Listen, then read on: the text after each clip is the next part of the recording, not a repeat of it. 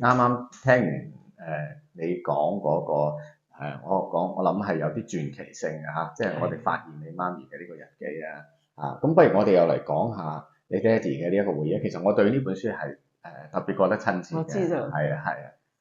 有幸請到阿梁博士幫我哋寫序，同埋咧，我記得你寫完個序，你寄俾我，我睇到哇，真係好簡單咁樣咧，就可以概括咗我爸爸呢一本書。我知道我爸爸畫畫係好細緻，即係畫得好靚，但係咧我都有少少驚喜，原來我爸爸嗰啲文筆都係一樣咁細緻。佢一啲好細緻、好細緻嘅嘢，但係咧，佢因為我亦都係即係從事即係視覺藝術嗰方面嘅工作嘅人，所以咧我一睇咧就覺得我睇同你嘅感覺一樣，嗰個畫面性啊係好強嘅。你如果冇咗呢啲咁嘅細節咧，你就根本你好難跟得到佢講嗰啲嘢，因為佢呢啲內容咧係由佢一出世1916年，差唔多佢 BB 仔一出世嗰陣時一路講起嘅。係咯，即係好而家今日嘅人咧就比較難跟啦。如果唔係佢講得咁細緻，佢入邊嗰個內容，我覺得係非常難得。你阿梁生，你覺得係咪嗰個？其實我對呢本書係從頭到尾睇咗唔止一次嘅。咁我當然比較感興趣嘅就係從佢嘅童年嘅成長經歷，一路到1950年代初嗰段，嗰大概係半個世紀咁上下嘅時間啦。咁佢其實佢嘅文字啊係非常之古雅，但係通透明白嘅。呢點咧就係非常之難得。特別係喺我哋睇到譬如講你媽咪嘅日記咁啦嚇，媽咪日記咧佢始終仲係一個細路女咁樣，即係比較有啲自戀嘅，即係流水帳式嘅一啲記事啦嚇。咁但係你爸爸嘅呢一個回憶咧，佢完全就係佢晚年對於自己一生裏邊，所以佢嘅提煉其實佢係有提煉過嘅。你會發現佢對於某一啲細節。佢係特別強調，咁其實呢個強調咧喺文學描寫上嚟講咧，我對於嗰個敘事嘅真實性係好好即係譬如文字咁咧，即係我留意到佢裏頭有啲用字咧好準確，即係佢係因為佢嘅家庭背景出身咧，佢本身就係一個詩書世家長大嘅咁小欖河氏咧係一個代代都出好多讀書人嘅一個大嘅家族，所以佢細個嗰陣時喺廣州長大啊，佢嘅家庭教育可以俾到佢好好嘅一個童年啦。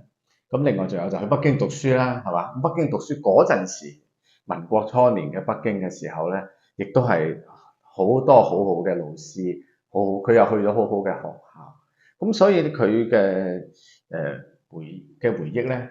其實我覺得其實可以即係唔係話簡單咁樣作為某一個民國初年嘅年輕人咁樣去解讀，而係就話喺佢哋眼光裏邊，佢點樣經歷抗戰前嘅嗰段時間。然後咧，佢比較重要嘅就係話，佢好早佢就跟住汪先生一齊啦。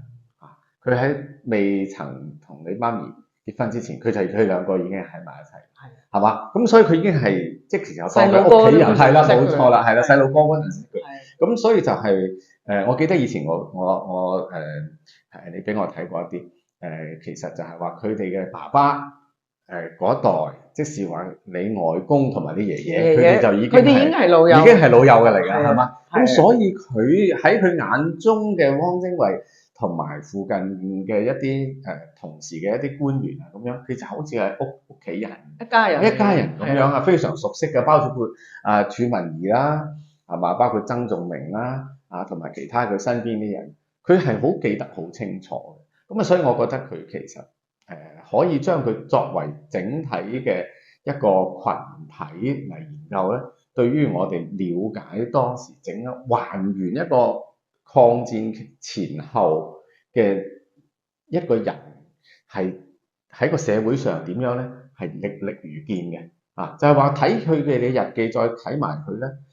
如果你係一個好有畫面感嘅人咧，你幾乎可以係還原翻當時嘅一個 documentary 嘅一出戲咁樣喺你面前。我真係出呢一個單行本嗰陣時候咧，我哋咧就呢一個單行本同以前嗰、個精裝本咧有啲咩唔同嘅咧？就係、我哋入邊加咗好多歷史照片，同埋咧亦都加咗幾個資料欄。咁例如你正話講佢喺北京讀書嗰陣時，佢講佢哋細佬哥走難。咁嗰陣時係為咗咩事咧？究竟打咩仗咧？係啲軍閥邊啲軍閥邊啲將軍咧？咁我哋都做咗一個資料欄，等大家有一個容易啲睇到啲背景，知道佢哋講咩。咁呢啲咧就係我哋編輯嗰陣時個過程咧加上去嘅。咁另外呢一本書咧就加咗一啲我爸爸一篇，佢係可以講一個書評，就係、曾經有個人寫過，叫做張正聲寫過陳璧君傳。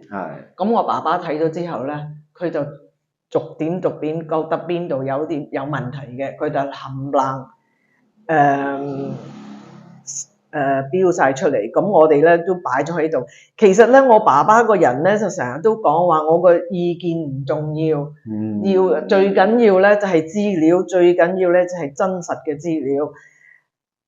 但係其實講，當然佢有意見啦。不過咧就佢亦都寫低咗落嚟嘅。